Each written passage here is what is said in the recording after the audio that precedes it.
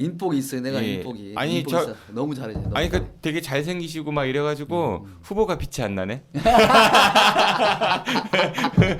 장지한 기자님 같은 사람하고 다녀야 빛이 나죠. 아이 장 기자도 사람들이 다- 미남이야. 사람들이 다 저것만 쳐다보잖아요. 후보 안 보고.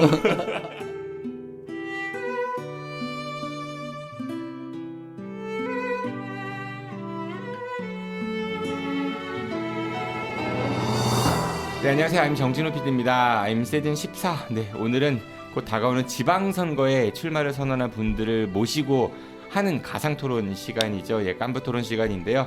네, 오늘 저와 함께 토론 이끌어 주실 분, 네, 아는 것입니다. 정신적인 지주 오마이뉴스 장재한 지주 나오셨습니다. 어서 오십시오. 네, 안녕하십니까. 장재환입니다. 네, 사실 오늘 저희가 토론을 해야 되는데 그 섭외가 미처 완성이 안 됐어요. 그래가지고 부득이하게 한 분만 모시고 하게 됐거든요. 네, 근데 어떡하겠습니까? 뭐 저희가 하는 방송 저희 맘대로 하니까 네, 그거 알아서 판단하시고요. 사실 뭐 이분하고 매치업했으면 되게 좋을 것 같아요. 오늘 나오신 분하고 리턴 매치니까 또 마침 그 녹음 기준으로 어젠가요? 장재현 기자님? 네. 예, 그 출마 선언하셨죠. 그렇죠. 네, 예. 설동호 대전시 교육감께서 이제 삼선에 도전하신다고. 그래서 페이스북 일각에서는 뭐 삼선 볶음밥, 뭐 삼선 짜장, 삼선 우동, 뭐 이런 짬뽕 먹어야 되는 거 아니 이런 말들도 많이 돌더라고요. 아무튼 그분과 리턴 매치를 펼치실 분입니다. 그래서 한 분 모셨고요. 네, 이번에 두 번째로 대전 교육감에 도전하시는 분이죠. 네, 성광진 대전시 교육감 예비 후보분이십니다. 어서 오십시오. 안녕하세요. 반갑습니다. 송영진입니다. 고맙습니다. 얼굴이 팽하세요. 지금 피곤하신가 봐요. 그렇죠. 2월 1일부터 예비보 등록해갖고서 벌써 90일이 넘게 뛰어다니고 있다 보니까 정신적으로나 육체로 상당히 좀 힘이 드네요. 사실. 그 대전에 출마하시는 그 선출직 공직자 가운데 가장 이번에 선거운동을 길게 하시는 분이 아닌가 싶어요. 그렇죠. 네, 시장과 교육감이 이제 120일간 선거운동을 할 수 있는데 벌써 4분의 3인가요? 네, 네. 지났죠. 4분의 3이 그 지났습니다. 정당 소속인 분들은 경선 막 이런 게 있으니까 네. 본격적으로 또 대선도 있었고 못했지만은 우리 성광진 예비 후보께서는 일찍 도전을 이제 그 출마 선언하시고 이제 선거운동 열심히 하시고 계시는데 이번에 두 번째 도전이에요? 네, 맞습니다. 네, 어떠세요? 두 번째 일단 왜 또 나오셨어요? 언론도 그런 얘기했는데 절치부심이라는 얘기를 했는데 사실 이대로 그냥 한 번으로 물러날 수 없다라는 그런 마음이 있었습니다. 왜냐하면 일단 지지해주신 분들이 기대도 컸고 그 기대에 부응하지 못한 저의 준비 부족도 굉장히 탓도 많았고 그래서 이번에 제대로 준비를 잘 해서 제가 바라는 또 우리 저를 지지하는 사람들이 바라는 그러한 교육을 좀 대전 교육을 만들어 보자 이런 생각에서 다시 나오게 된 거죠. 예. 지난 4년은 좀 어땠어요? 낙선하신 이후에 사실 지난번 선거 때 당선을 기대하셨던 분들도 좀 많았었잖아요. 또 뭐 진보교육감 단일화 이런 과정 거치면서 또 이제 유일한 뭐 후보가 되셨고 뭐 1대1 대결을 펼치셨었는데 어떠했었어요 지난 4년? 지난 4년 좀 괴로웠죠 사실은. 네. 왜냐하면 사실은 이게 한번 선거는 다시는 나의 인생의 선거는 한 번뿐이다 이런 생각을 했어요. 지난번에 떨어지고 나서 복귀를 해보니까 그러니까 평가를 해보니까 너무 그야말로 엉망진창인 그 선거로 인해서 그러니까 제가 준비가 많이 부족했던 거죠. 능력도 부족했던 것이고 그래서 수많은 사람들의 그 기대 특히나 이 진보 교육감이 당선될 수밖에 없는 조건이라고 하는데도 불구하고 그 조건을 제대로 충족시키지 못했던 것은 모든 게 다 저희 불찰이더라고요. 그래서 이런 불찰 때문에 뭔가 좀 괴롭더라고요. 미안하고. 그래서 이대로 과연 끝날 것이냐 생각할 때 이건 아니다 싶고 그래서 주변 사람과 좀 상의를 해봤는데 그러니까 한번 다시 도전하는 게 좋겠다는 주변의 권유도 있었고 저 자신이 또 나가야겠다는 생각을 한 거죠. 권력 의지가 좀 생기셨어요 이제 지난번보다? 권력 의지라면 의지인데 이게 실제 권력 의지인지는 모르겠어요. 네. 왜냐하면 뭐 이게 어떤 권력을 꼭 잡아야겠다 뭐 잡기 위해서 한다기보다도 그 뭔가, 권력을 예. 옳게 쓰기 위한 권력인 거니까. 그렇죠. 뭔가 좀 아쉬운 게 있었던 거죠. 이게 우리가 뭔가 바로잡고 싶은 것도 있고 뭔가 새로운 길을 갖다 내가 한번 뚫어보고 싶다. 새로운 길로 가고 싶다는 것이 있었는데 또 이것 때문에 저를 지지했던 많은 분들이 특히 교사들이나 등등이 갖고 있던 어떤 실망감 때문에 저도 괴롭고 다른 사람들 괴롭더라고요. 그래서 이걸 이번에 반드시 한번 해소하자.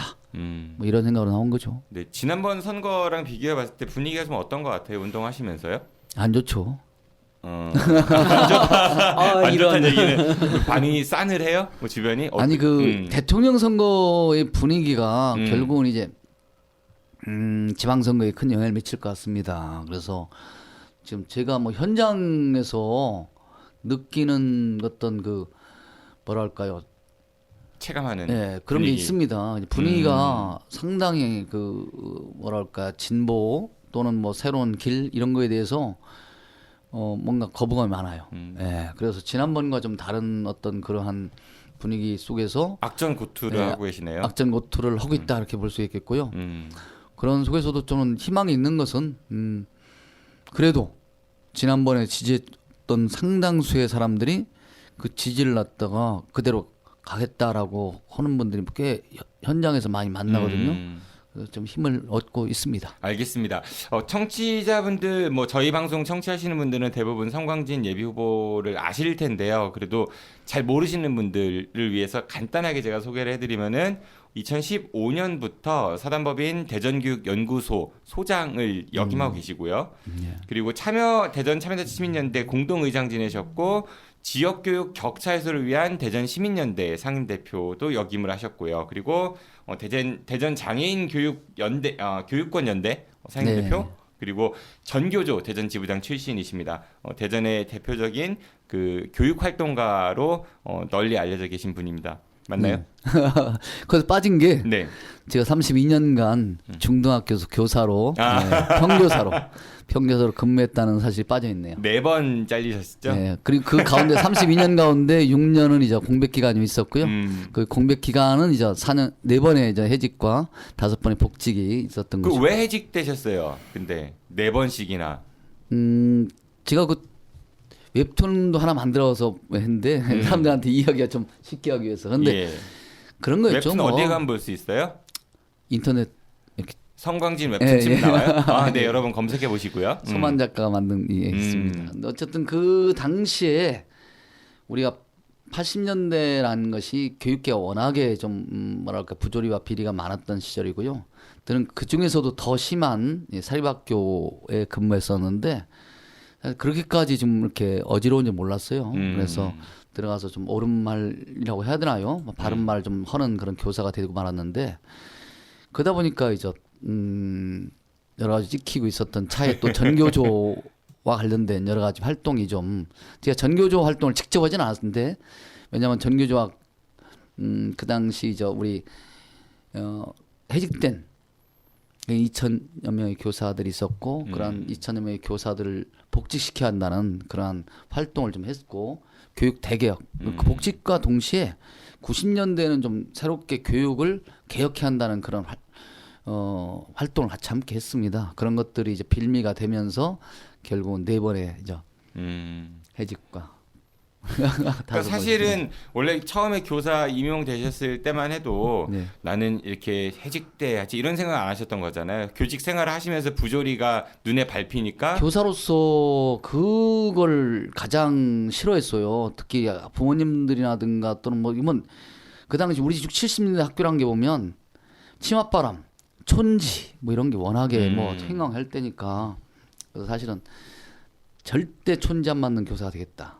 저는 사실 이것만은 뭐 32년간 지켰다고 좀 생각하고 있고요. 절대 학생들을 구타하는 교사가 되지 않겠다.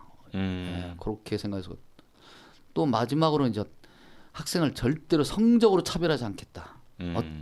어떤 경우에도 차별하지 않겠다라는 것이 저의 그 각오였어요. 이 3가지 각오를 갖고서 교직에 들어섰을 때 저의 눈에 들어온 것은 사실은 좀 그냥 학교는 교무실은 어떤 뭐라 할까요? 참 이게 아이들이 안 가고 그렇죠. 싶어하는 막 것이죠. 아니 저희 그렇죠. 학교 다닐 때만 해도 뭐 일단은 정말 막 뭐 툭탁툭탁 뭐 그런 막 그냥 너구리 속을 선생님 담배 피워갖고 너구리 속을에 가면 네. 혼나러 가고 맞고 아이들이 막 그냥 그 저 뭐 맞고 막 그런 소리가 막 진동하고 참 뭐 천지는 난무하는 것이고 또 거기다가 학교는 온갖 그 특히 뭐 사립학교의 경우는 부당한 지시나 부당한 뭐들을 참 많이 하던 시절입니다. 그냥 또 그런 걸 아무렇게나 받아들이던 시절이었어요. 그래서 뭐 그 중에서 핵심적 몇 가지는 아니다, 정말 아니다 하는 것들은 선생님과 더불어서 얘기를 하고 그러다 보니까 좀 미운털이 바뀌었던 것이고 지금 생각하면 뭐 많이 좋아졌죠. 그래도 우리나라 예. 교육이요. 네. 많이 좋아진 거죠. 예. 저는 우리 교육이요 엄청 깨끗해. 근데 더 좋아져야 될 거 아니에요, 이제. 그렇죠. 많이 좋아졌지만은. 더 좋아져야 되는데 문제는 이게 학교 현장의 어떤 부조리나 비리는 상당히 사라졌고 좀 맑아졌다 이렇게 볼 수 있습니다. 저는 아주 옛날에 비교하면 이거는 뭐 또 실제로 뭐 구타나 이런 것도 다 사라졌지 않습니까? 학교 폭력이란 것, 교사에 의한 학생 폭력 사라졌잖아요. 이게 일반화돼 있던 건데 옛날에 그렇죠? 그렇죠. 네. 그런 거 보면 참. 장 기자님도 많이 맞아보셨죠? 학교에서요? 예. 저는 안 맞았습니다. 정말요? 아니 공부자나 선배한테 뭐 맞았죠. 선배한테. 네, 지금 우리가 90년대를 기점, 2000년대 그러니까 전교조 이후는 사실 학교 내에서의 교사의 그 어떤 그런 폭력이 많이 완화되고 사라지긴 했습니다. 네. 근데 어쨌든 지금에 와서는 거의 100% 사였다고 볼 수 있겠고요. 그런 점을 또 훨씬 더 학교가 많이 좋았다는데 다만 입시 지옥, 그러니까 너무 입시 지나친 교육. 입시 경쟁이 경쟁 이거는 심화되고 40년 전 제가 처음 교직에 발을 들였던 5, 6년 전이나 지금이나 별다른 게 달라진 그래도 게 더 없어요. 심화되지 않나 싶은 생각 들고요. 네. 네. 얘기하다 보니까 시간이 꽤 많이 지나갔거든요. 예, 예. 우리가 이제 본론도 얘기해야 되니까 네. 이 정도로 우리 성광진 후보와의 그 뭐 왜 다시 선거에 나오게 된지 뭐 등등등 해서 이야기를 좀 들어봤고요. 장재환 기자님이 이번 선거 관련해 갖고 그럼 성광진 후보는 어떤 교육 철학을 갖고 있는가, 공약은 어떤 것이 있는가에 대한 좀 질문을 주실 겁니다. 네, 네. 그러죠. 라떼는 잘 들었습니다. 자, 지금 이제 대전 교육감에 나오신 이유 중에 대전 교육에 문제가 있다고 보시는 거잖아요. 네, 예. 그 전에도 계속 많은 지적을 해주셨고 또 새로운 대안도 많이 내놓으셨는데, 대전 교육의 지금 현 상태가 어떻다고 진단하고 계시나요? 가장 큰 문제는 교육청 스스로가 깨끗하지 못하다는 거예요. 예. 지금 교사들은 그만큼 맑아졌는데 학교도 많이 맑아졌는데 네. 교육청 스스로가 청렴도가 최하위라는 것이 문제입니다. 최하위권. 6년 동안 2016년부터 작년까지 6년 동안 청렴도가 최하위인데 이것은 내부 청렴도, 외부 청렴도가 사실상 5등급, 4등급을 계속 6년 동안 이어져 왔다는 거 아니겠어요? 이게 스스로 정화하지 못하고 있기 때문이다. 지난번 우리가 뭐 이런 거 아니겠습니까? 뭐 이게 정말 비리라고 또 말할 수 있는 건데요. 무슨 용산지구. 예. 그 용산지구의 학교용지요? 학교용지가 사라졌어요? 근데 그 행정국장님이 그냥 사인하고서 없애버렸단 말이죠. 근데 그 석연찮은 게 교육 수요를 외치려다 잘못했다는 거예요.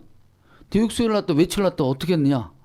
그냥 자기들이 뚝딱 그냥 500명을 호서 없애버렸다는 거예요. 500명 이내가 돌 것이다. 근데 실제로 학부모들 알아보니까 1000명 가까이 되는 거죠. 근데 이걸 갖다 교육감님이 당연히 이걸 없앤다고 할 때 교육감 권한으로 이게 없앨 수 해야 되는데 행정국장이 정결 처리해버렸다는 거죠. 이런 것이 이런 사태가 날 수밖에 없는 구조. 이 구조로 인해서 각종 여러 가지 사안들이 많이 발생한 거예요. 사실은 인사 문제가 계속 불거졌고 사립학교 비리는 계속해서 터져왔고 해마다 하나씩은 터졌잖아요. 스쿨미터도 계속해서 뭐 이루어져 왔고. 그러니까 이런 것들이 구조적인 어떠한 시스템 변화를 갖다가 해야겠다는 이런 의지가 없는 상태에서 계속 6년 동안 이어져 내려왔는데 이제는 스톱해야 한다. 지금 멈춰야 한다 생각하고 이런 구조적인 문제를 갖다가 확실하게 개선해야 할 사람, 개선해야 하는 어떤 세력이 좀 필요하다. 네, 그렇게 생각합니다. 그런데 그게 시스템 어떤 거기에 계신 이제 우리 교육 공직자들 뭐 이런 게 문제다 이렇게 주장을 하시면서 또 한편으로는 교육감의 리더십의 부재라고 뭐 지적을 하셨었거든요. 교육감이 바뀌면 그런 게 잘 바뀔까요? 그러니까 교육감은 자기에게 부여된 권한이 막강하잖아요. 흔히 말해서 처음에 모든- 말 듣는 척하다가 나중에 말 안 들을 수도 있잖아요. 아니요. 실제로 전복권, 임용권, 징계권, 감사권, 예? 그리고 예산 편성권, 예산 결정권 다 있습니다. 이게 누구한테 집중돼 있냐면 교육감에게 집중돼 있어요. 근데 지금처럼 전결, 흔히 말해서 그냥 자기 권한을 다 나눠줘 버리고 자기는 보고만 받고 결정을 안 했다. 이런 식이라면 이게 절대로 개혁이라든가 어떤 문제점을 갖다가 확실하게 개선할 수 있는 여지가 없어지는 거죠. 아니, 그러니까 제왕적 흔히 말해서- 교육감제를 타파하신 거 아니에요? 아니요. 그 리더십 부재라는 건 뭐냐면 필요할 때 예. 지도력을 발휘해야 된다는 거예요. 근데 필요할 때 지도력을 발휘하지 못하니까 각종 현안들이 그냥 묻혀 있고 그 현안들로 인해서 굉장히 원성이 자자한 거잖아요. 지금도 보면 우리 동서북 교육 격차 있잖아요. 학력 격차가 굉장히 심각한 채로 벌써 20년이 가까이 왔어요. 최근에 더 심해지고 있고 그 심해진 것 때문에 동부 지역에서 사실은 굉장히 재개발, 재건축이 되는데도 불구하고 그쪽 부모들이 굉장히 원성이 자자해요. 왜 봤더니 가까운 곳에 중학교를 설립해달라고 18년 동안 요구했는데 아니면 한 번도 어떤 그런 받아들이려는 의지가 없었다. 그 사실 교육감이 직접 가서 살펴보고 문제가 뭔지 그리고 그쪽에 정말 교육복지 차원에서 또는 교육 수요의자들의 어떤 욕을 위해서 뭔가 조치를 할 수 있도록 해야 되는데 제가 볼 때는 동서부 교육격차에 관해서 과연 플랜이 있었느냐 하나도 없었던 거죠. 그래서 중구, 동구, 대덕구 할 거 없이 교육민원들이 굉장히 많더라고요. 쌓여있는 교육민원들이. 이런 것들을 해결해 줘야만이 그쪽에 사람들이 아이들이 계속 남아있는 건데 그 아이들이 자꾸 다른 지역으로 가잖아요. 동구나 중구나 대덕구나 학생들이 흔히 말해서 교육 환경이나 교육복지 차원의 여러 가지 여건이 안 좋으니까 그 지역을 떠나려고 하는데 이런 것들에 대해서 과연 우리가 시스템적으로 노력을 해야 하느냐. 지도력 부재다. 지금 말씀하신 대로 그런 지역이나 재개발 지역이라든지 그런 그 지역에 학교를 설립하겠다라는 이제 공약을 많이 내놓으셨는데 지금 현재 취학 연령의 그 학생들은 줄어들고 대전 인구도 줄고 그런데 학교를 계속 늘려가면 그거는 거기 수요에 있는 그 교원도 필요하고 굉장히 재원이 많이 필요한데요. 어떻게 그걸 다 감당하시려고 교육부에서도 그러시죠? 학교를 늘리기보다는 신설을 안 하는 게 이제 추세이긴 하잖아요. 그런데 어쨌든 이 학교란 게 줄어들면 교사 수도 줄어들고 운영비도 줄어들고 그렇습니다. 흔히 말해서 아주 소규모 학교의 경우는 비용상 흔히 말해서 고비용 저효율이 되겠죠. 예. 중규모 이상 학교만 되면 사실은 그런 상황이 안 벌어지는 거죠, 사실은. 그래서 우리 대전 지역만 하더라도 흔히 고비용 저효율이라고 말하는 그런 소규모 학교가 굉장히 적습니다. 저는 도리어 그런 중규모의 학교들을 갖다 이렇게 널리 정말 흔히 말해서 동부 지역에 뭐 30분씩 걸어가지 않게 그리고 그 지역에 정말 중학교, 고등학교 수요가 있는데도 불구하고 학교가 없어서 다른 지역으로 그냥 자꾸 떠나놓았다 악순환이 벌어지지 않기 위해서는 이 중규모 정도의 학교들은 세워줄 필요가 있다. 소규모 학교가 아니거든요. 도리어 이제 소규모 학교들로 이제 가고 있는 그런 지역이 있습니다. 그런 지역의 학교들은 뭐 초중학교 로 학교를 전환한다든가 여러 가지로 방법을 좀 찾아야 되고 학교가 소규모 학교 운영이 어려울 때는 이거를 이 학교라든가 이 공간을 지역 주민들과 함께 이렇게 나눠 갖는 공유하는 그러한 시스템으로 바꾸면 또 이게 사실은 뭐 흔히 말하는 고비용이란 말을 갖다 안 나올 수도 있거든요. 네. 네, 그런데 이제 거기에다가 학급당 학생 수를 20명 이하로 줄여야 된다. 네. 뭐 이런 주장하셨잖아요. 예, 그렇게 되면 또 더 많은 비용과 뭐 인력이 필요하잖아요. 그것까지도 감당할 수 있을까요? 지금의 교육 예산 있잖아요. 학급 수를 막 느리지 않더라도 적당한 수준에서 늘어가면 그러니까 급격하게 늘리는 게 아니라면 이게 제대로 학급당 20명 이내로 어느 정도의 재편이 될 수가 있어요. 재편. 그리고 이게 이런 게 있습니다. 우리나라에서 아이를 가장 낳지 않는 가장 큰 이유는 교육 때문이에요. 교육에 대한 비용이 너무 많이 들어가. 특히 영유아서부터 시작해서 대학 1위까지 비용이 1년 좀 4억 정도 들어간다고 봅니다. 보통 4억 정도. 근데 이 비용을 갖다 감당하기가 어렵고 또 키우는 과정에서 실질적으로 자신들이 그런 게 있잖아요. 대부분 다 부부가 나가서 일하는 처지에서 아이로 인해서 감당하기가 힘든 여러 가지가 많이 있다 보니까 하나를 낳거나 안 낳거나 또 아이 낳기를 더 꺼리는 그런 현상이 나타나기 때문에 저는 교육에서 잘만 하면 이러한 현상을 반전시킬 수 있다. 도리어 학교가 더 많이 학생들을 돌보고 교육을 잘 시키고 그리고 비용을 적게 하면 도리어 부모들한테는 더 많은 이익이 나온다는 거죠. 사실 우리나라도요.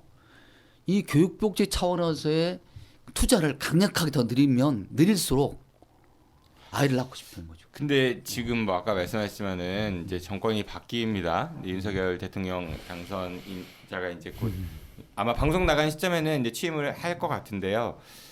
교육복지가 그렇게 막 늘어날 것 같아 보이지는 않거든요. 중앙정부에서. 교육청 자체가 어떤 예산을 만들 수 있는 곳은 아니잖아요. 이런 때는 뭐냐면 결국은 불필요한 예산을 갖다 줄여나가는 것밖에 없어요. 줄여서 다른 거에 쓴다. 그래서 제가 볼 때는 물론 교육청 예산이 이미 어느 정도는 짜여진 틀이 있고 그 짜여진 틀을 갖다 확 급격하게 없애기가 참 차려짜기가 인건비 이런 게 제일 크지 않아요? 그렇죠. 대부분 딱 정해져 있는 인건비 즉 경리성 경비 55%나 되니까 음. 사실은 어려움이 좀 있습니다. 그러나 틀이 있기 때문에 그러나 이게 학교를 짓는 것이 뭐 지금 총 내가 짓는다는 게 수십 개 학교가 아닙니다. 기껏해야 지금 동부 지역에 중학교 두 개 교고요. 천동중학교 하나 하셨던 것 같고 구성중학교. 네, 저 성남중학교라고 찍어서 명칭해달라고 하더라고요. 성남중학교 어떻게 하실 성남동에 거예요? 있기 때문에 구성 지구내에 있기 때문에 구성중학교인 거예요. 그게 가죠. 그래서 어쨌든 뭐 중학교 두 개고요. 유천 태평동에 일대를 포괄할 수 있는 중규모의 고등학교 하나 정도. 그리고 이쪽에 이 도마 유천 지역에는 중학교와 초등학교를 함께 짓는 흔히 말해서 학교는 초중학교죠. 네, 그렇게 되기 때문에 사실은 학교를 새로 짓는 것은 3개 그리고 그것도 연차적으로 진행되잖아요. 학교를 갖다가 뭐 솔직히 말해서 1년만에 확 다 질 수 있는 게 아니잖아요. 그렇죠? 용지가 있다 하더라도 보통 2년에서 3년 정도 걸립니다. 때문에 그 예산을 좀 분할해서 사용할 수 있고요. 또 중투심의에 가서 저는 지역 주민들과 정치권과 그리고 교육청이 힘을 합쳐서 이 교육 수요자들의 교육 수요의 필요성을 가지고 학교 설립을 놨다 이걸 하면 또 이것도 그렇게 크게 어려운 문제는 아니지 않느냐 생각을 해서 뭐 학교 세우는 게 뭐 엄청나게 많은 옛날에 솔직히 말하자면 둔산동이나 노은동이나 반석동이나 도안동 그리고 복서동 이어지는 이 학교들 갖다 세운 걸 보세요. 그 시절에 3년에 막 10개 학교씩 세웠어요. 제가 볼 때는 뭐 서너 개 학교를 세우는데 이렇게 엄청난 대전시 재원을 가지고 서너 개 학교 짓는데 이렇게 엄청나게 흔들리지 않는다고 저는 생각하고 나중에 뭐 정말 비틀이라도 해야죠 뭐. 알겠습니다. 학교 얘기 자꾸 하시고 또 아까 학교용지 얘기도 하셔가지고 대전에서 사실 학교용지가 그 문제 되게 많았잖아요. 네. 용산지구 네. 말고도 갑천 네. 1구역과 2구역인데 복용초등학교. 복령초. 예. 그건 또 저쪽 갑천 저쪽이고, 갑천 지역이 갑천. 아니라 저쪽에 무슨 지역이죠? 도안 예, 2구역 도안. 1구역 예. 그쪽 도안도 있고 되게 많은 곳에서 있었고 또 특히 뭐 건설사 회장이 또 대전시장과 교육감하고 교육감실에서 만나서 뭔가를 회의하다가 그게 알려져 갖고 논란이 되기도 하고 그런 왜 학교용지가 있어야 될 곳에 학교용지가 자꾸 사라지거나 아예 빼버리거나 왜 그런 일이 자꾸 벌어진다고 보세요? 저는 그 학교용지가 실제로 그렇게 쉽게 없애거나 그러니까 지금 학교용지 해제한다고 하는 거죠. 교육청 차원에서는 학교용지 해제할거나 또는 뭐 이런 부분에 좀 이해가 좀 힘들어요. 왜냐하면 일단은 학교 용지를 그대로 살린 상태에서 학교를 짓느냐 마느냐를 갖다 좀 거시적으로 바라볼 필요가 있습니다. 거시적으로. 흔히 말해서 이게 보통은 이제 우리가 보면 이런 게 있잖아요.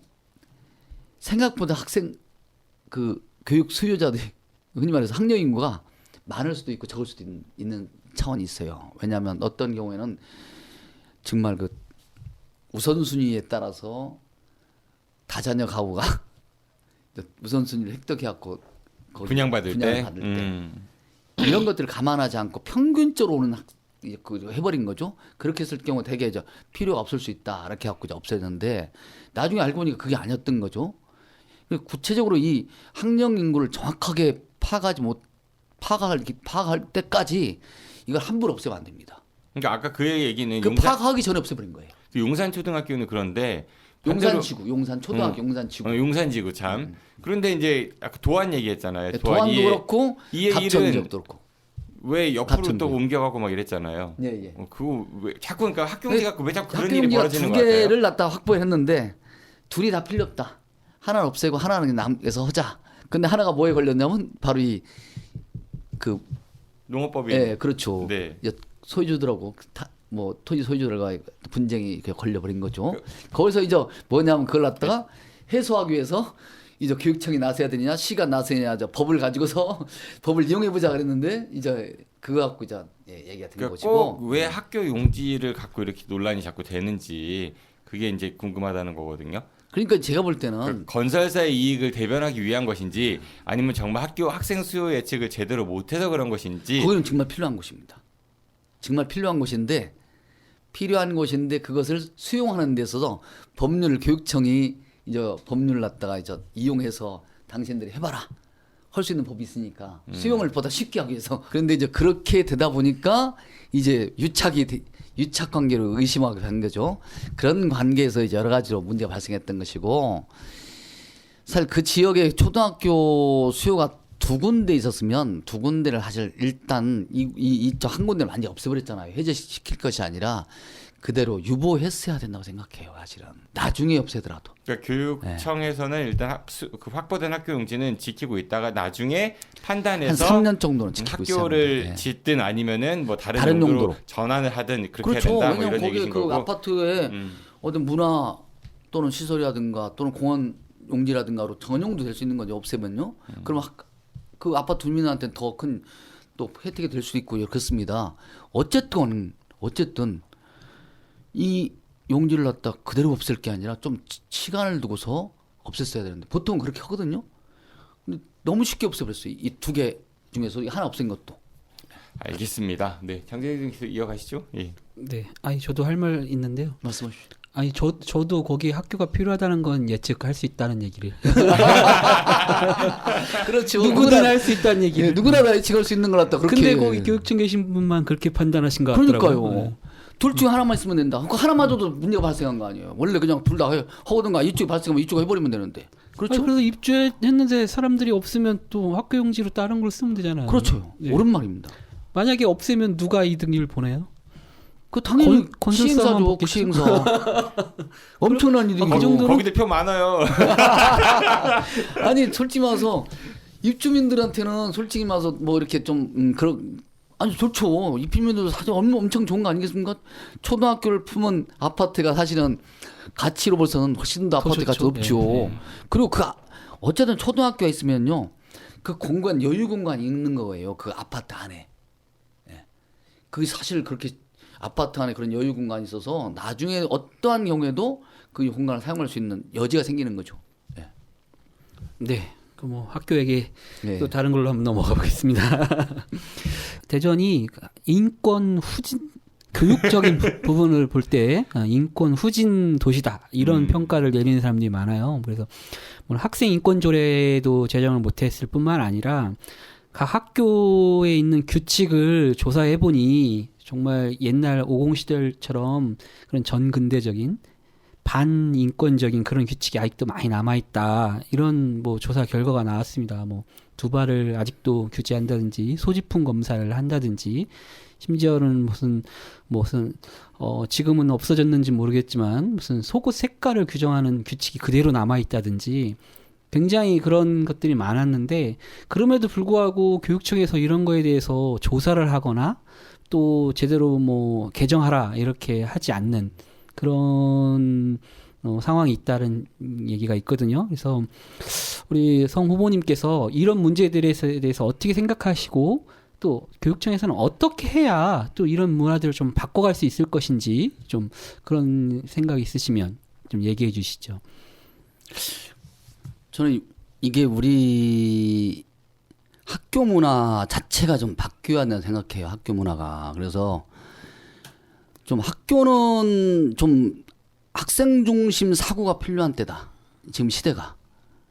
그러니까 지금 우리 교사나 지금 학부모들이나 또는 뭐 다들 현대를 살아가는 주인공들이지만 실제 앞으로 미래의 주인공이 될 우리 학생들의 눈과 사고를 생각한다면 좀 바꿀 필요가 있어요. 왜냐하면 이게 지금 정말 옛날 2000년대 90년대적 사고를 가진 분들이 지금도 우리 학교의 어떤 문화를 갖다가 이끌어가고 있는 것이 아닌가, 교육청에서. 예, 그런 생각을 하는 것이죠. 그래서 이게 그렇게 해서는 안 된다. 우리 항상 우리 교육감님, 현 교육감님이 말씀하시는 게 뭐냐면 창의, 융합, 인재.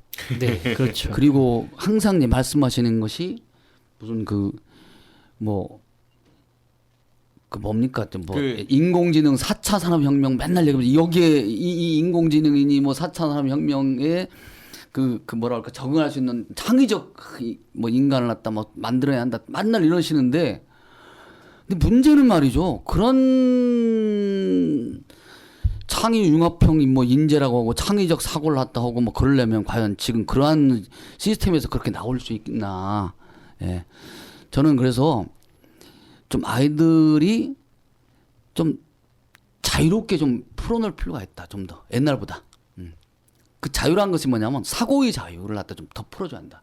사고의 자유를 풀려면 우리가 옷이나 또는 머리라든가 이런 주변으로부터 좀 스스로가 좀 자기를 뽐내고 보여주려고는 그런 의지가 있는데 그런 청소년 시기에 그런 걸 갖다가 억제하지 않는 쪽이 좋겠다. 그럼 교복 예. 없애실 거예요? 저는 교복도 사실은 없애는 학교는 있었으면 좋겠어요. 네. 저는 과감하게 교복을 우리 학교는 입지 않겠다면 좋겠다는 생각합니다. 그 교육감 되시면 혹시 교복을 없애거나 아니면 없애는 유도하는 쪽으로 아니 이런 일률적으로 하지는 않을 거예요. 교복에 관한 한 학교 자유를 맡긴다. 두 발에 관해서는 학생회가 전적으로 모든 결정을 하도록 하겠습니다. 그 어떤 교사나 그 어떤 교장이나 어떤 교육청 어떤 경우에도 이 두 발 문제만은 간섭하지 않을까 합니다. 이거는 학생회가 자율적으로 결정하고 자율적으로 규정해 나간다.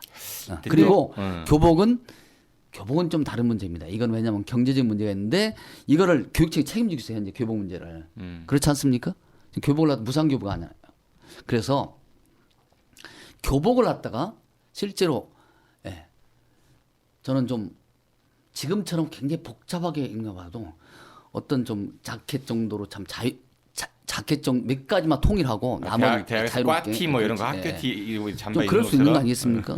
저는 그래서 그런 교육을 지원하는 비를 갖다 교육복지비 차원에서 학생복지비로 해서 일률적으로 전부 다 하고 그 교복 같은 것도 좀 지금처럼 정말 그렇게 일일이 무슨 와이셔츠, 넥타이, 장말 색깔 이런 규제할 이유가 아니다. 그것도 학생회와 정말 학생회가 직접 자율적으로 결정할 수 있도록 하고 그걸 좀 따라줬으면 좋겠다는 생각하면서 거기에 따라서 일률적으로 똑같이 무상 교복에 대한 비용은 나갔으면 좋겠어요. 그래서 그거를 가지고 학생들이 정말 교복을 하든 또는 다른 여러 가지를 하든 그거는 이제 학생들한테 나눠줬으면 좋겠다는 생각을 하는데 어쨌든 교복도 좀 우리가 자유롭게 사고하는 아이들에게 맞게끔 맡겨놓자. 그런 생각을 하고 있습니다. 네, 덧붙여서 좀 여쭙고 싶은 건 대전 학생인권 조례가 제정하려다가 무산이 된 지 6년이 됐는데요. 그래서 지금 새로 제정을 하자 이렇게 주장하는 분들도 계시더라고요. 네. 그 조례 제정에 찬성하십니까? 단답형으로 여쭙겠습니다. 찬성하죠. 찬성하시죠? 무조건 찬성합니다. 네. 제가 어제 설동호 교육감 출마 선언하는 데 가서 똑같이 여쭤봤습니다. 찬성하십니까? 이렇게 반대하십니까?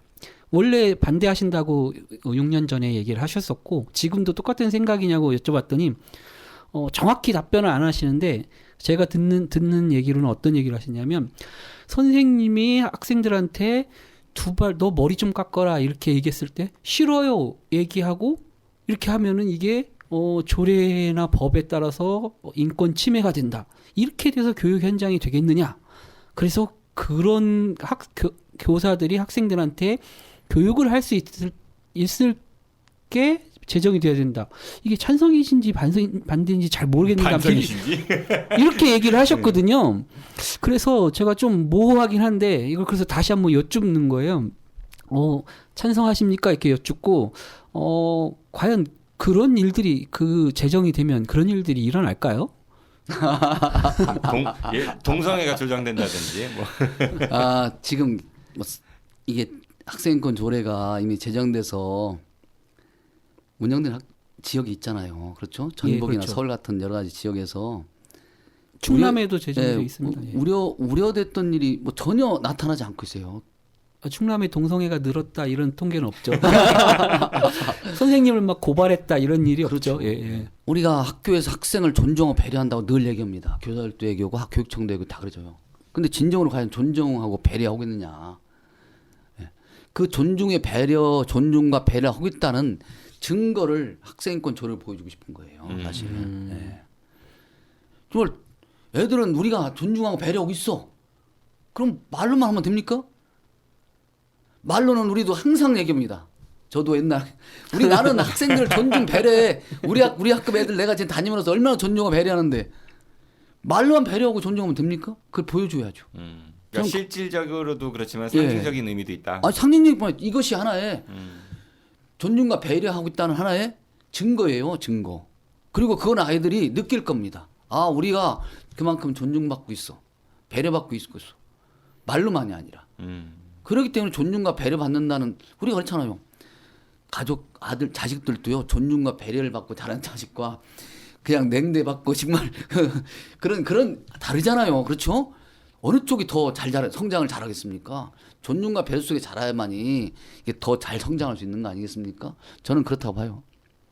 네, 그래서 이제 연관돼서 더 여쭙게면 스쿨미트가 최근에 학교에서 우리 대전에서 많이 일어나가지고 참 가슴 아픈 일이 있었고 또 그래서 이 문제에 대해서 시민단체나 이런 데서는 교육감에 사과해야 된다. 그리고 대책을 마련해야 된다. 학교마다 전수조사를 해야 된다. 이렇게 얘기를 했는데 그것도 제가 이제 어제 질문을 한번 드려봤어요. 그랬더니 사과를 하시더라고요, 갑자기. 그 일은 좀 조금 미안하다고 이렇게 얘기는 좀 하셨는데 좀 사과라고 하기엔 조금 미흡하긴 한데 어쨌든 그렇게 얘기하시고 넘어가셨어요. 뭐 전수조사를 한다든지 대응을 뭐 하겠다 이렇게 하고는 안 했는데 여러 가지 정책을 하고 뭐 하겠다 뭐 이렇게 얘기를 하셨는데 우리 송 후보님께서는 이 사건이 일어나는 일과 또 우리 지금 교육청의 대응 그리고 또 이번에 이제 간단하게 미안하다고 얘기하신 거에 대해서는 어떻게 생각하시는지 좀 한번 말씀해 주셨으면 좋겠는데요. 지금 바로 그게 지도력 부재라고 생각한 거예요. 교육감으로 책임감이 없는 거죠, 사실은. 교육감은 이 모든 것에는 책임을 져야 됩니다, 사실은. 왜냐하면 학생 교육에서 그러한 문제가 발생했을 때 그러한 것이 나타나지 않도록 다시는 나타나지 않도록 하는 시스템을 갖다 만들어야 되는 거 아니겠습니까? 많은 분들이 그런 얘기를 해요. 야, 전수조사 그건 진짜 안 좋아. 예. 교육감님도 사실 이 전수를 받아들이기가 제일 힘들었을 거예요. 예. 전수라는 것이 전체 모든 학교에 그야말로 이러한 어떤 사례들을 전부 다 수집하는 거거든요. 그거를 이제 뭐 학생들을 통해서 직접 전부 다 사례를 수집하고 그것으로 인해서 그 교사들을 갖다가 문책하는 과정이 나타나는데 대개 교사들이 사실 굉장히 힘들어하는 게 뭐냐면 싫어하는 즉 흔히 말해 근거도 없이 모함하고 험담하는 겁니다. 그래서 좀 자기가 좀 기분 나빴던 교사에 대해서 그냥 그런 식으로 마구 쓸 수가 있고 그래서 한번 잘못되면 이게 흔히 말해서 낙인이 찍힐 수 있죠. 낙인이 되면서 교사로서 정말 심각한 고통 속에서 심리적 고통을 당하게 돼 있는 거거든요. 근데 전수조의 방법을 바꾸면 되는 거예요. 전수조의 방법을. 그냥 종이 하나씩 다 나눠주고서 다 써봐. 이런 식이 아니고 또 뭐 인터넷 하더라고 거기서 막 써봐. 이런 게 아닌 거죠, 사실은. 그래서 근거를 정확하게 잡을 수 있도록 만들어주고 그리고 그런 학생들이 정말로 그러한 것이 나타났을 때 어떻게 그걸 조사할 것인가 이런 것들에 대해서 그야말로 좀 과학적이고 체계적이고 좀 생각해 보신 방법은 있으세요? 예, 여러 가지로 좀 고민을 해봤는데 단순히 종이 같은 거로 막 이렇게 이렇게 우리가 흔히 말 예전에 군 소원수리 네, 소원수리 형태로 써서 이걸 하게 되면 이 문제가 발생할 수 있다는 거죠. 그래서 이것을 체계화된 어떤 그런 시스템을 만들어서 이 시스템 속에서 이 학생이 흔히 말해서 육하 원칙에 따라서 정확하게 쓸 수 있는 구조 요것을 만들어준다는 거죠. 그리고 그런 것을 봤을 때 그게 진짜 상담이 직접 들어가서 상담을 하는 사람들이 이것이 정말인가 아닌가를 분명히 가려낼 수 있고 가려낸 상태에서 만약에 이게 사실이와 부합된다 할 때는 즉각적인 조사가 투입되는 예? 그러한 것들이 이루어지는 거죠. 사실이 아닌 경우는 어떻게 해요? 혼내게요? 사실이 아닌 경우는 사실은 그 학생이나 네. 그뭐 책임을 좀 물어야겠죠. 네. 사실은 학생이 그러한 경우가 나타났을 경우는 예, 진짜 사실이 아닌 경우는 네. 우리가 보면 학생 회칙에 따라서 또 처벌이 가능하기 때문에 실제로 그렇게 마구잡이를 하지 않을 거예요. 네. 저는 이 부분 관해서 좀 더 우리 선생님들이 인권이 보호받을 수 있는 방법으로도 전수조사를 할 수 있다. 이게 전수 자체를 갖다가 무조건 막 그냥 좀 방법과 몰라도 좀 많은 사람의 의견을 들어서 현장 교사들의 의견도 듣고 학생들의 의견도 듣고 시스템을 갖다 만드는 전문가들의 의견도 들고 피해 방지 관련돼서 일하시는 여러분들도 계시거든요. 예. 그런 분들도 얘기도 듣고 성폭력 전문가들 얘기도 듣고 그렇게 해서 시스템을 만들어서 저수를 하면 실제로 교사들의 인권이 예, 침해되는 그런 사례가 극히 줄어들 수 있지 않겠느냐. 그렇다면 정말로 우리가 제대로 된 전수사를 통해서 실제 그러한 것들이 뿌리 뽑는 게 문제가 아닙니까? 그러니까 이게 진짜 소컴퓨터에 일어나지 않도록 하는 그런 교육 풍토를 만들 수가 있는 거죠, 사실은. 예방 효과가 크겠죠. 아무래도. 엄청 크죠. 예. 한 번으로도 이 전수사 한 번으로도 모든 것이 다 해결될 수 있습니다, 앞으로. 예. 그러니까 저는 그렇게 생각합니다. 그래서 약간 그런 진통은 겪겠지만 한 번쯤은 이런 걸 해야 선생님들도 경각심 얻고 아이들도 자기들이 그런 일을 당하거나 할 때 충분히 내가 어딘가에 이야기를 할 수 있다. 이런 교육적인 차원에서도 그렇죠. 한번 하는 게 필요하다. 저는 그렇게 생각합니다. 예. 한 가지만 더 질문해도 될까요? 네, 시간이 예. 많이 갔는데 예, 딱 하나 더 드릴게요. 딱 하나만 네. 드리겠습니다. 그 대통령직 인수위원회가 학생 선발이나 교과 과정, 교원 등에 대해서 대폭적인 특례를 적용할 수 있는 교육 자유 특구를 지정해서 시범 운영하겠다 이렇게 발표를 했고요. 세종시가 가장 유력한 지역으로 지금 거론이 되고 있어요. 그래서 이거에 대해서 문제를 제기하시는 분도 있는데 이거 그 교육 자유 특구 지정 어떻게 생각하시나요? 왜 웃으세요? 혹시 대전으로 해주세요 이렇게 하는 거 아니신가요? 이게 우리는 사실 아이들 교육에 대한 우리나라 부모들의 그 뭐라 할까요? 그 욕구라고 해야 되나? 뭐 욕망이라고 해야 되나? 이게 사실은 다른 나라에서는 유래를 찾아보기 힘들 정도로 굉장히 정말 크죠. 사실은 큽니다. 예, 우리 사회 지도층들 뭐 대부분 다 보시면 알겠지만 뭐 좀 흔히 말해서 위장 전입 이런 거 장차관 많이 하고 자녀들 뭐 그렇죠. 국회의원 자녀 대부분 다 보면 본인들이 정의로운 어떤 뭐 사회 구현 등등 얘기했지만 아이들의 교육에 있으면은 그런 어떤 편법, 불법, 탈법 의식들이 적용되지 않아요. 찬스, 부모 찬스. 이게 우리가 그만큼 교육 불평등 속에 살고 있다는 거예요. 사실은 교육 불평등. 우리가 어릴 때부터 그렇잖아요. 어릴 때부터 사실은 가난한 아이들과 부유한 아이들에 있어서 사실은 어느 쪽이 더 우리 사회에서 더 많은 기회를 교육 기회를 얻고 그 교육 기회를 통해서 흔히 말해서 출세 쪽으로 갔느냐 했을 때 어느 쪽이었겠어요. 사실은 옛날 개천에 용이 난다는 시절도 있었죠. 70년대, 80년대. 그러나 80년대 이후는 그런 게 사라지기 시작했습니다. 그렇잖아요. 사실은 교육이 불평등이 나타나기 시작한 것은 어느 때부터였냐면 저는 어느 때부터인 것 같아요. 아니 후보님 그러니까 교육 자유 특구. 네, 아니 그러니까 어떻게 생각하시냐고요? 그게 바로 수능 때부터입니다. 수능 때부터. 이때부터는 실제 투자한 만큼이죠. 흔히 말해 나오는 거죠. 교육 자유 특구 마찬가지예요. 투자한 만큼 우리 아이가 보다 더 잘 성장할 수 있다. 교육 자유 특구가 뭡니까? 얼마나 이 흔히 말해서 특목고 더 특별한 특목고 영재고 뭐 이런 거 막 만들어서 정말 맘대로 하라. 네, 마음대로. 그리고 자사고 같은 거 1,000만 원짜리, 2,000만 원짜리 진짜 그 수업료 만들어갖고 그런 귀족학교 만들어갖고 그 맘대로 하라는 거예요. 그렇잖아요? 예, 국제학교 같은 거 만들어갖고 진짜 맘대로 하라는 얘기예요. 네. 그래서 모든 초중고 같은 학교가 다 경쟁 상태를 돌입하는 거죠, 이게. 이게 과연 그러면 여기에 피해자는 과연 누구겠느냐? 결국 소득 격차에 따라서 달라지는 거죠, 이게. 지금 현재 우리나라 교육의 근본을 갖다 흔들어 놓을 수 있다.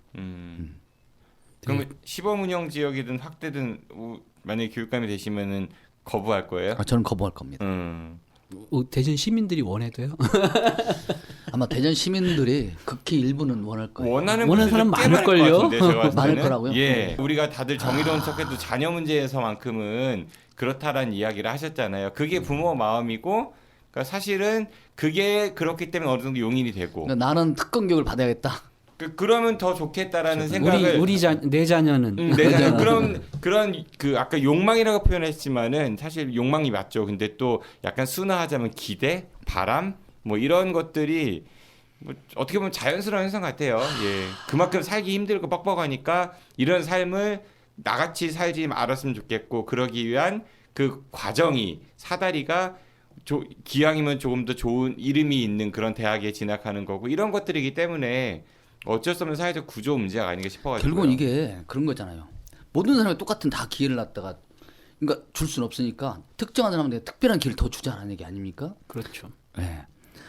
저는 그건 교육의 그 어떤 근본이 아니다 이렇게 생각해요. 알겠습니다. 네, 긴 시간 동안 여러 이야기 나눠봤는데 사실은 우리 성광진 그 후보님은 저희 아는 것입니다에 이제 고정 그 게스트로도 오랫동안 방송을 같이 하셨고 또 선거 준비하시느라고 한동안 못 나오셨는데 오랜만에 나오셨잖아요. 네. 네, 어떠셨어요? 저나 장재현 기자님하고 많이 섞어 보시니까 오랜만에. 우리 정재현 PD 머리가 너무 멋있었고, 예, 빠마. 예, 훨씬 더 좀 활기 넘치는 것 같아요. 이 분위기 자체가. 네. 예. 제가 탈모가 많이 왔어요. 네. 아니 그게 아니라 정재현 PD가 이 말씀, 이 분위기 어떤 그 정력적이다 뭐 이렇게 더 활발해진 것 같고, 더 분위기 좋고 그렇습니다. 그래요? 우리 장재현 기자님 어떠셨어요? 전혀 너무 재미가 없을 것 같아서 진지해서 화가 나신 것 같아요. 알겠습니다. 아니 저는 제가 가시기 전에 드리겠습니다. 마지막으로 선거 이제 한 달도 안 남았잖아요. 우리 방송 나가는 시점이면 한 몇 주 안 남은 건데 청취자분들 그리고 청취자 주변 분들께 꼭 전하고 싶은 말씀 있으시면 하시고 가시죠. 우리 미래가 우리 아이들이라면 우리 미래를 보다 아름답고 행복하고 그리고 더 멋지게 만들어 가려면 우리 아이들을 그렇게 키워야 됩니다. 그런데 지금 우리 아이들을 과연 그렇게 우리가 성장시키고 있느냐에 대해서 우리 교육은 좀 반성할 필요가 있고요. 저는 그런 반성 가운데서 사실은 이 교육감이 되기 위한 이유도 거기에 있다고 저는 생각합니다.